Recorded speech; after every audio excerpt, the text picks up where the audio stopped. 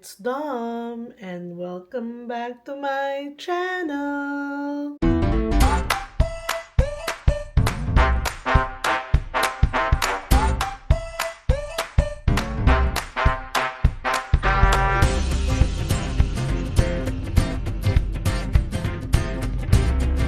Hi guys, kamusta kayo? I hope everyone is doing well. And today it's Friday night na. So late na ako nag-start mag-vlog. So ang gagawin natin ngayon is magjo-general cleaning kami ni Ate Andrea ng play area and toys ni Adelaide. So samahan nyo kami guys. Guys, kasama nga pala natin si Ate Andrea na mag-organize ng play area. Tutulungan niya ako kasi magiling yung anak ko pagdating sa ganun. Right, Ate? Yeah. Are you excited? Yeah. And after we clean up, maglalaro kami ng Monopoly. Ano sabi mo? I'm good at organizing. I know. She got it from I herself. organized my friend's desk today. Who? Cassandra. Cassandra. Oh, that's good. You're a very good friend, Ate. Okay, let's go. Let's do this. Ayan, guys. So, ito ang sitwasyon ng aming play area. And ito yung kainan namin. So, i-clear out namin lahat. Mag-aayos kami. Organize ng toys. And, magtatanggal kami ng mga hindi na talaga kailangan. And, ayan ang Christmas tree ko. Papakita ko siya sa inyo pag malinis na yung area para maganda naman tingnan. She galvanized me, steady like steel, back on my feet, living for the thrill again, loving for another day. She satisfied me, gave me what I want, just what we need, never too far away, loving for another day. But she asked for something more. She asked for, yeah, she asked for something beauty. Ayan guys, tapos na kami ni Ate Andrea. So, na-organize na namin. So, nilipat namin yung slide na may ball pit dito. And then, dito pa rin yung table ni Adelaide. Ayan, so medyo lumuwag na dito. So, ayan na, naka-organize na yung mga toys. Yung sa kitchen niya, bookshelf niya, dito na muna. And yung Christmas tree namin. Tapos, ito yung mga i-donate namin, tsaka yung garbage. So, ayun, i-clear up ko lang yan, guys. So, ayun. Hi guys, kamusta kayo? Today, ang aking agenda ay parent-teacher meeting. So, magre-ready ako kasi imimit ko yung teacher ni Andrea, si Miss Pascua. And, kakagaling lang ng sakit ng ulo ko and kaya rin hindi nagtuloy-tuloy yung vlog ko guys kasi nagkasakit talaga ako. And then, kanina, I feel so much better na pero yung ulo ko, nagkaroon naman ako ng headache. But, uminom na ako ng gamot so I'm feeling so much better and now magre-ready na ako. And nga pala guys, may pinanood akong movie. Ang ganda-ganda niya. So, kung hindi niyo pa napapanood, panoorin niyo yung Gifted Hands, Dr. Benjamin Carson story ata yun. So, true to life story siya kasi talagang kwento siya ni Dr. Carson. So, highly recommended sa Netflix. Hi guys! Nakauwi na ako from parent-teacher meeting sa school ni Andrea. And everything went well naman and very good si Ate Andrea kasi okay na okay siya sa school. ayun, pagka-uwi ko, bumili ako ng Tim Hortons para sa mga bata. Nag-request sila ng potato wedges and then bumili ako ng turkey bacon club sandwich and walang pasok bukas kasi PA day nila Andrea. So, it's a super long weekend. Kasi 'di ba family day din sa this week. So, long weekend talaga. Ayun, tas eto papakita ko pala yung juice na nag-sale. I think nag-end siya kahapon. Pero bumili na si Daddy Alvin ng marami. Ito yung Allen's. Yan. So, $1 lang to. Ano na siya, 1 liter. So, abangan nyo ulit pag nag-promo. Pero ang dami namin ganyan ngayon kasi bumili si Daddy Alvin. So, ayun guys. So, mag-vlog siguro ako this weekend para may ma-upload naman tayo. Ayan, nag-hi si Adelaide sa daddy niya sa camera. So, ayun. Tapos na ako kumain. Say hi! Say hi! Say hi, guys! Welcome to my mommy's vlog. Blow a kiss. No, you blow a kiss, no? Mwah. Oh, don't hold the camera. Say bye-bye. Bye. Wave your hand. Say bye. Bye-bye. See you later. Bye. Mwah. Ma.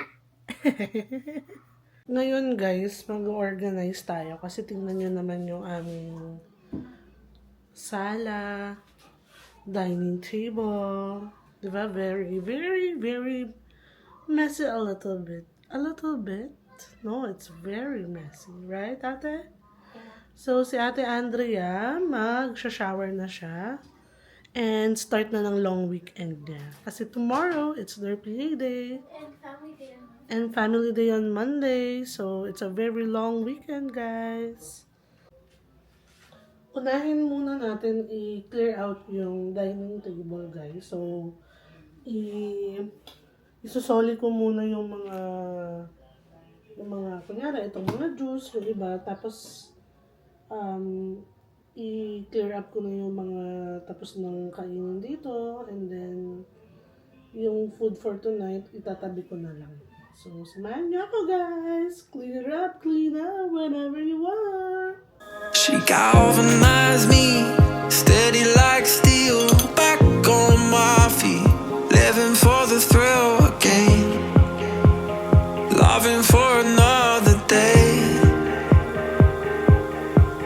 She satisfied me, gave me what I want, just what we need, never too Ngayon naman guys, ayusin natin yung sa sala, yung mga laruan.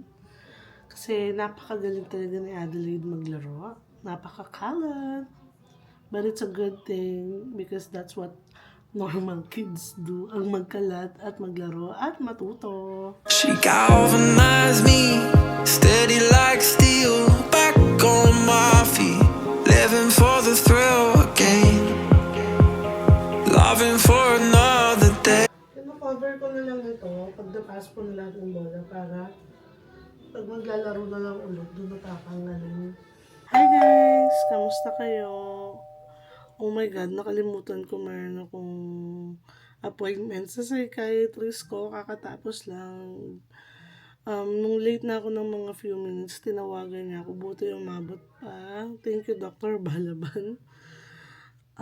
Ayun. So, ngayon, it's Wednesday.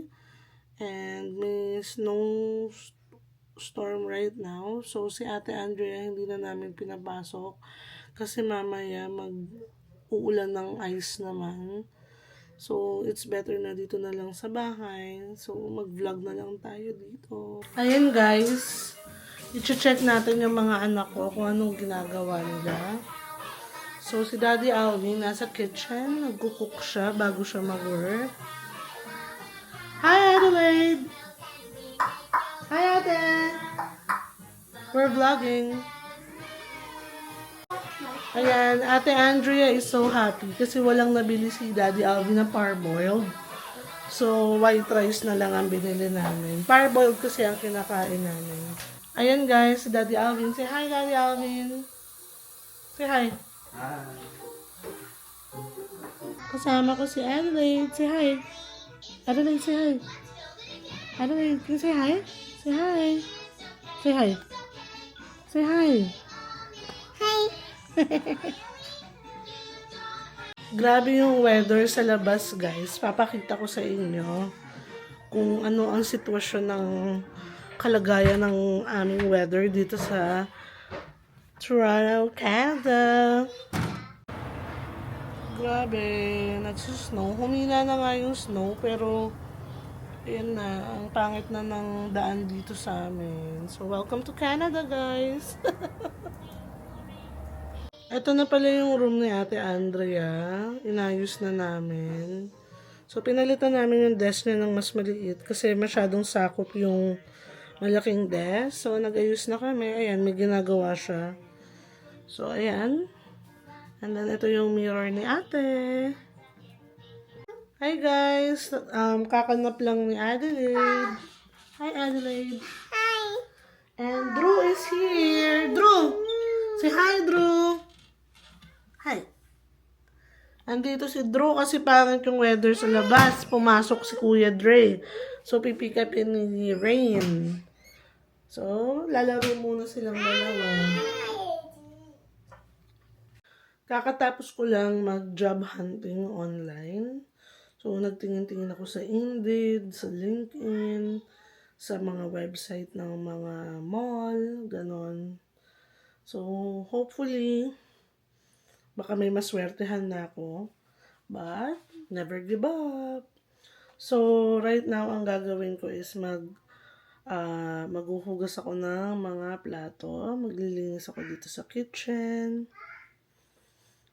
Ito ang kalagayan ng kitchen right now. So, it's very messy. So, lilinisin ko muna siya, guys. She galvanized me, steady like steel, back on my feet, living for the thrill again, loving for another day. She satisfied me, gave me what I want, just what we need, never too far away, loving for another day. But she asked for something more. She asked for, yeah, she asked for something beauty. Hi guys, nakauwi na si Daddy Alvin from work. Kumakain siya. Hi Daddy Alvin! Ayun, then si Andrea natulog na for school. Because tomorrow is a Thursday, may pasok. And si Adelaide kanina pa natutulog. So, nag-chill lang dito sa sala. Alam niyo naman, pagtulog ng mga kids, it's time to relax. And cellphone, and watch. You know. Ang sarap pala ng ulam namin, almondigas. Perfect siya sa cold weather today kasi nag-snow and masarap humigop ng sabaw. So, try nyo magluto ng almondigas. At isa to sa mga favorite na ulam ko ever since bata ako. Palagi ito niluluto ng mami ko. Shout out to my mom, Dominica. And ngayon, asawa ko na nagluluto nun for me. And ang sarap. Always good na makakain ng sabaw sa taglamig. Ayun guys, gising pa pala si Ate Andrea. Matutulog na siya. Say good night, anak. Good night. Say bye. Bye. And i-insert ko pala yung video nung nagtanggal kami ng Christmas ornament sa Christmas tree. Kasi kahit hindi ako nag-vlog madalas ngayon, minsan kumukuha ako ng mga short clips. So, i-include ko na lang dito sa video. She galvanized me, steady like steel.